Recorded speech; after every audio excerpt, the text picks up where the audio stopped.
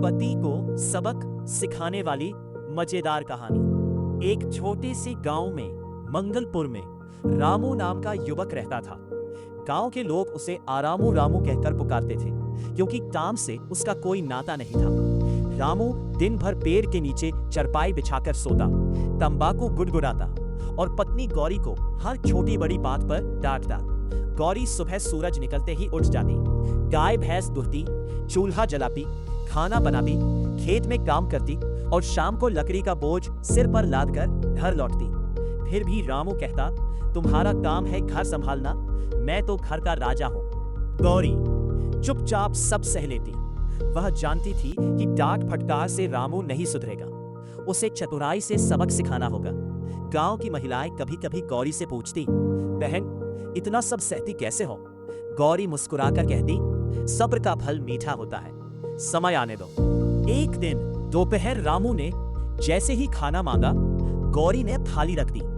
रामू ने एक कौर खाते ही मुंह बनाया, ये क्या बेस्वाद रोटी है, नमक भी नहीं डाला, तुम तो बिल्कुल निकम्मी हो। गौरी ने शांत स्वर में कहा, जी आप राजा हैं, मैं आपकी रानी, कल से आप राजा बनकर रहिए, मैं आपकी हर आज्ञा मानूंगी। रामू हंसा, ठीक है, कल देखते हैं तुम कितनी आज्ञाकारी हो।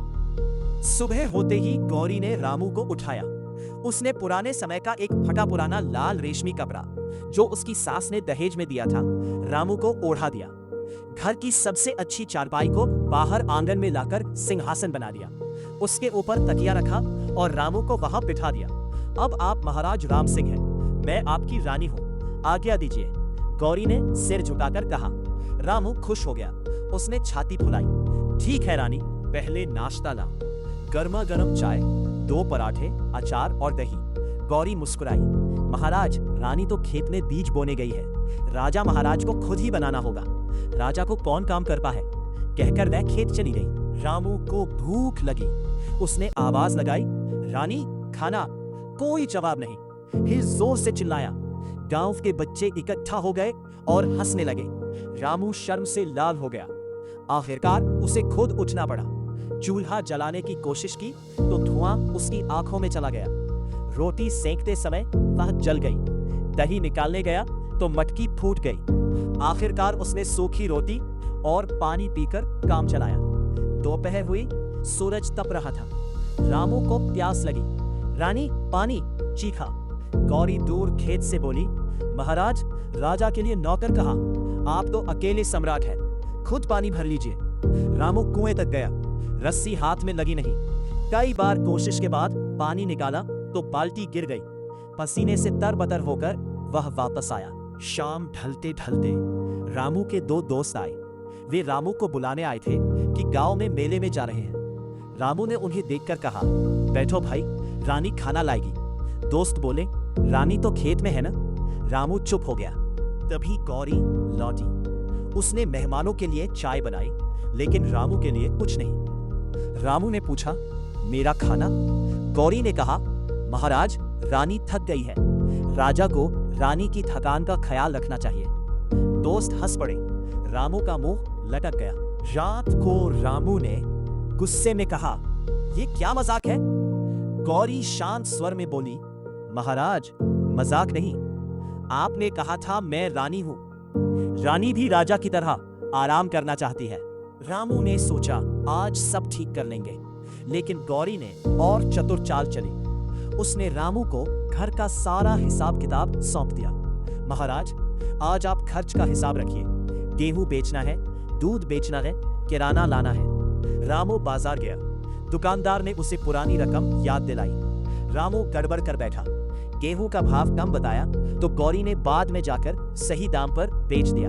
शाम को रामू थक कर आया तो गौरी ने पूछा, महाराज आज का हिसाब कितना नुकसान हुआ? रामू चुप।